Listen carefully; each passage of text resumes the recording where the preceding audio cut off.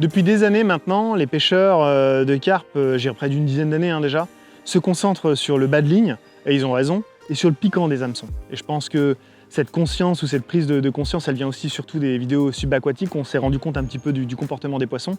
Et finalement, on accorde beaucoup d'importance au bas de ligne et aux hameçons. Je pense que c'est vraiment une bonne trajectoire. En parallèle de ça, les têtes de ligne aussi ont pris de plus en plus d'importance. Et c'est vrai que la tête de ligne ou la tête d'arraché, comme on aime à l'appeler, joue vraiment aussi son rôle. C'est un élément qui est essentiel à tel point que pour moi, sur toutes mes pêches en bateau, je vais utiliser du fluorocarbone en tête de ligne. Et la raison, elle est simple, c'est que je cherche à maximaliser ma discrétion sur la zone où je vais être amené à poser mon plomb. Et d'ailleurs, je vais même ajouter un backlead.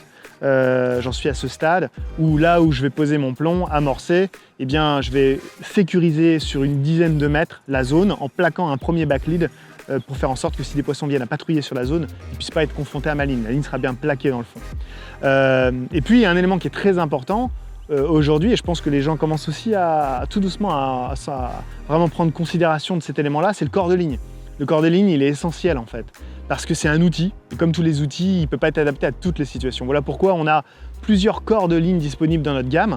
En ce qui me concerne, c'est vrai que j'utilise beaucoup la tresse, quasi 7 à 8 fois sur 10, je vais pêcher avec de la tresse, principalement de la tresse coulante, parce que elle se prête bien au type de pêche que je suis amené à faire, en lac, mais aussi en gravière. Et mon choix va plutôt se baser là sur la baseline, justement. Elle est disponible dans différentes tailles, jusqu'à 35 centièmes, donc ça laisse vraiment une large palette au niveau des choix des tailles. Et c'est une tresse qui est très résistante et qui coule bien. Et c'est vraiment ce que je lui demande. En parallèle de cette tresse baseline, lorsque je suis confronté à des eaux où il y a beaucoup d'obstacles, je pense par exemple à des Montbel, des lacs du Der, des lacs d'Orient, il y a beaucoup de souches, beaucoup d'enchevêtrements de branches, c'est sale, il y a beaucoup d'obstacles. Et dans ces cas de figure-là, une tresse semi-coulante, semi-flottante, comme la highline est complètement indiquée. Parce que justement, on va pouvoir éviter de se retrouver avec un corps de ligne en contact avec le fond et en contact avec les obstacles. Et c'est précisément ce qu'on recherche. Et d'ailleurs, je vais même plus loin en ce qui me concerne, puisque j'ajoute des systèmes élévateurs pour faire en sorte que mon corps de ligne soit vraiment décollé du fond et ne rencontre pas les obstacles, même en cas de départ. Et puis, dans certains cas de figure, je vais être amené à utiliser le mono. Et ça, c'est sur des eaux très claires. Je vais avoir plutôt tendance à choisir un mono, comme l'Armor Line, plutôt dans des fortes résistances, mais aussi en barrage, lorsqu'il y a une forte activité nautique et pas trop d'obstacles, ça va être mon choix, parce qu'il a cette tendance justement à être discret. Voilà, donc pour moi, voilà la complémentarité de ces trois corps de ligne. Je dois dire que je me suis mis aussi assez récemment à la tresse donc jaune réfléchissante.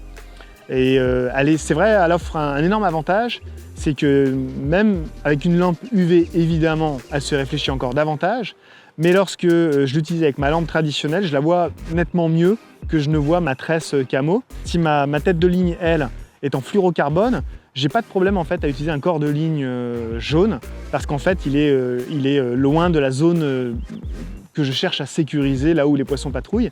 Et ça offre un avantage énorme, c'est notamment la nuit pour se repérer, quand on vient à déposer ses cannes au loin et qu'on rentre sur la berge, on évite le fâcheux problème s'il y a un vent de travers, de se prendre dans une de nos lignes, ça arrive à tout le monde, et on évite ce genre de situation. Et puis on contrôle aussi mieux lorsqu'on est en combat avec un poisson et qu'on est à proximité d'obstacles, on comprend mieux et plus rapidement où est notre ligne, où elle plonge et où est potentiellement le poisson par rapport à l'obstacle. Donc ça facilite en fait la compréhension des distances de pêche et de contrôle du poisson. Donc pour toutes ces raisons, je me suis mis aussi au jaune réfléchissant. J'y trouve un énorme avantage lorsque justement on pêche dans des conditions, soit des zones d'obstacles, soit des pêches à longue distance quand je pêche en bateau et qu'on a besoin justement de bien se repérer. Ça a été vraiment pensé pour ça. Voilà la complémentarité de ces trois grands types de lignes que je suis amené à utiliser et qui me permet vraiment, comme une boîte à outils, d'adresser tout type d'eau, lac, gravière, fleuve et même étang. Et je crois que c'est un point fort quand on peut avoir tous ces outils à sa disposition pour être encore plus performant au bord de l'eau, quoi.